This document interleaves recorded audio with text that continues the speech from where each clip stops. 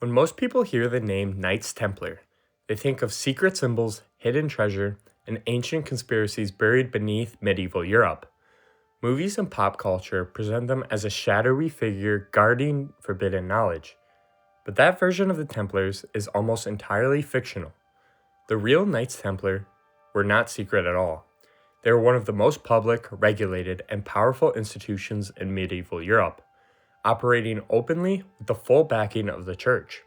They wore identifiable uniforms, lived under monastic vows, and managed estates, fortresses, and finances across the continent. Kings knew exactly who they were, and many relied on them.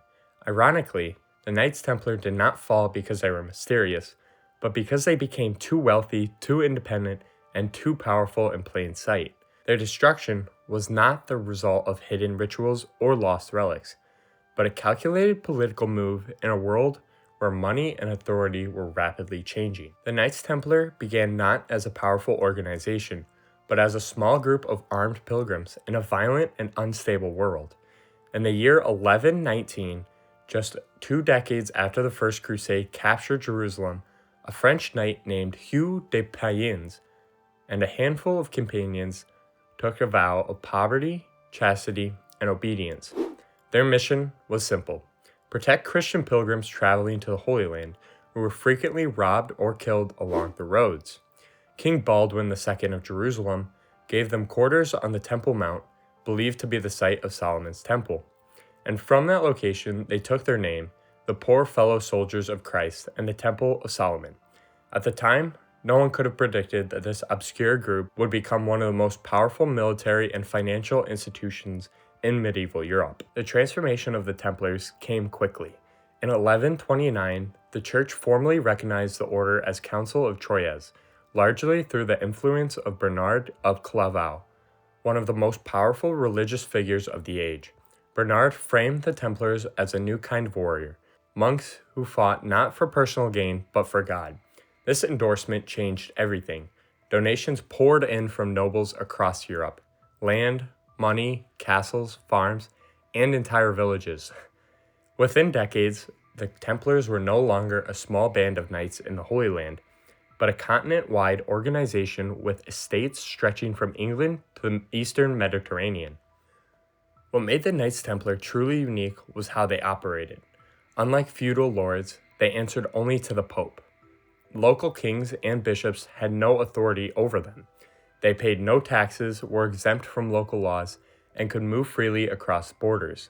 This independence allowed them to function as an international network centuries before the concept of a nation-state existed. Their fortresses guarded strategic routes in the Holy Land, and their disciplined, heavy cavalry became one of the most feared forces on the medieval battlefields. When the Templars charged, they did so in a tight formation, often refusing to retreat, even when defeat was inevitable. But their most lasting innovation had nothing to do with warfare. The Templars became bankers. Pilgrims traveling to Jerusalem could deposit money at a Templar house in Paris or London and receive a coded letter of credit, redeemable in the Holy Land.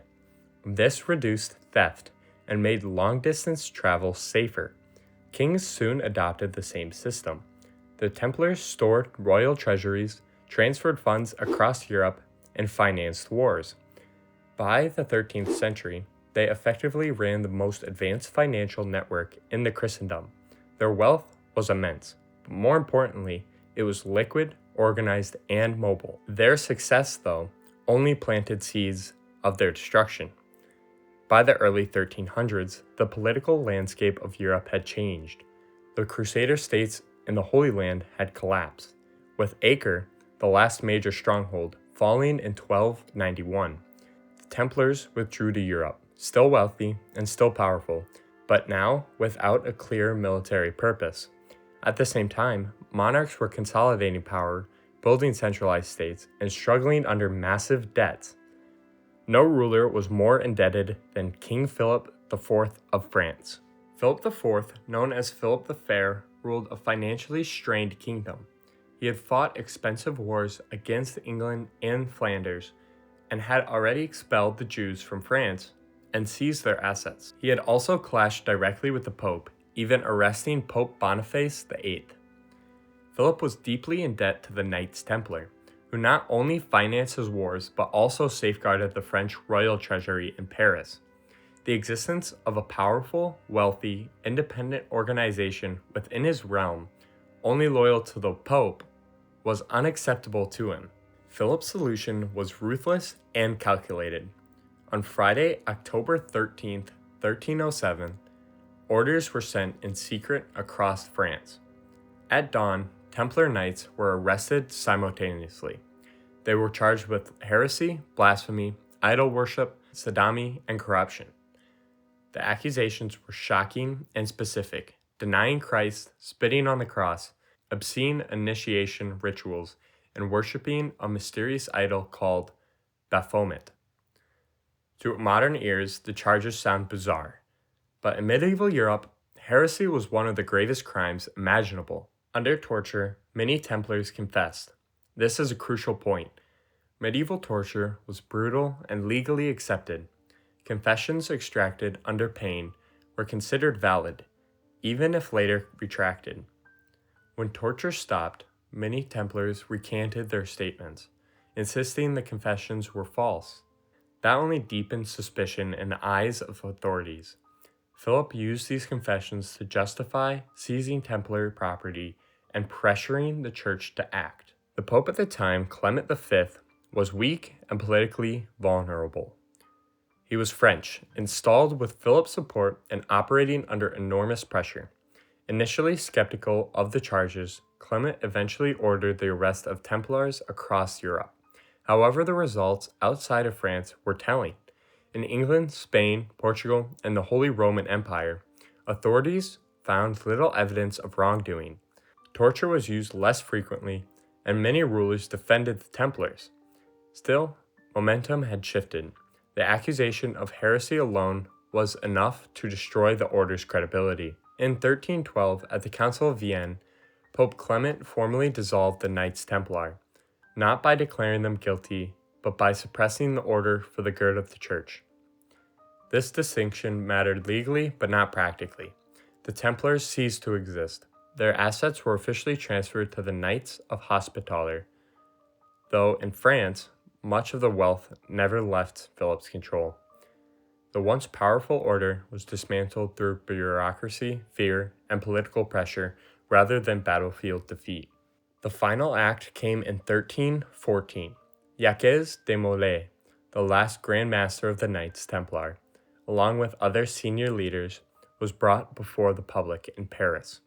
They were expected to quietly accept life imprisonment.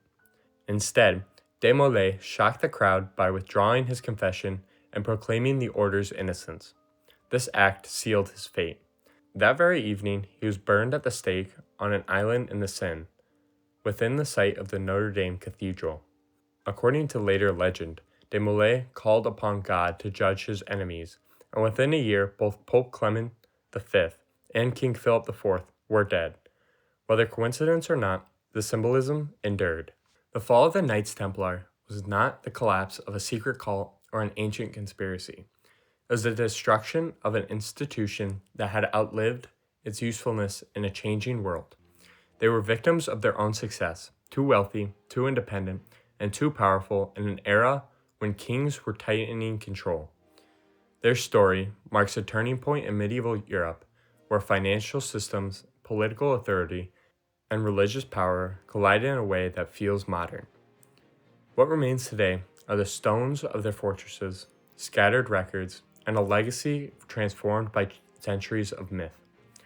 The real story of the Knights Templar is not hidden treasure or secret knowledge, but the rise and the fall of one of history's first multinational organizations, and a warning about what happens when power exists without protection. The story of the Knights Templar is one of the most misunderstood chapters of medieval history, and I'm curious what you think. Were they simply victims of their own success? Or was their fate inevitable in a world where power and money were rapidly changing? Let me know in the comments what part of the story you found most interesting, or if there's something about the Knights Templar you'd like to see covered in more detail. If you enjoyed this video, consider liking it and subscribing for more history content like this, and I'll see you in the next one.